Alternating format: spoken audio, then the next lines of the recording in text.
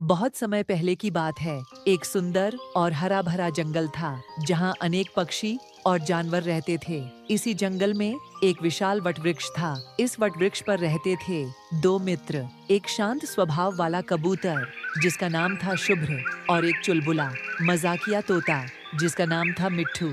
दोनों एक दूसरे से बहुत अलग थे, लेकिन फिर भी उनकी दोस्ती गहरी थी।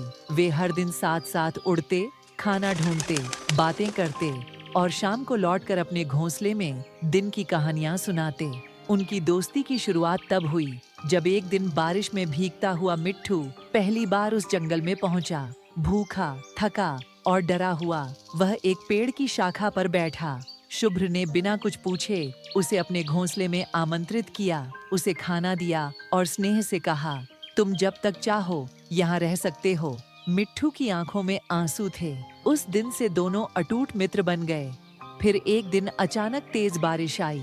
मिट्ठू उस समय दूर जंगल में था और किसी पेड़ के नीचे फंस गया।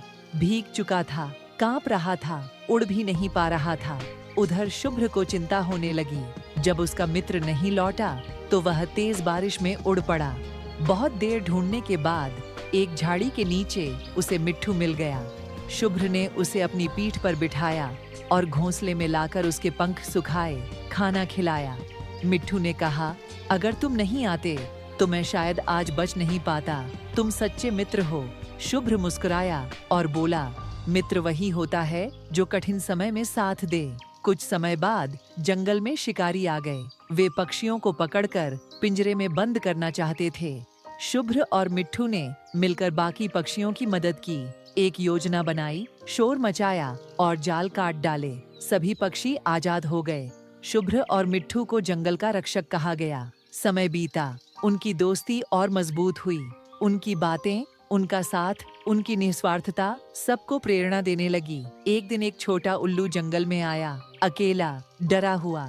बाकी पक्षियों ने उसे अपनाया नहीं, पर शुभ्र और मिट्ठू ने उसे अपने साथ रखा, प्यार दिया, उसे सिखाया और इस तरह उनकी दोस्ती की छाया औरों के लिए भी छत बन गई। सीख, सच्चा मित्र वही होता है जो हर हाल में साथ दे, जो तुम्हारी कमजोरियों को समझे और तुम्हारी ताकत बन जाए।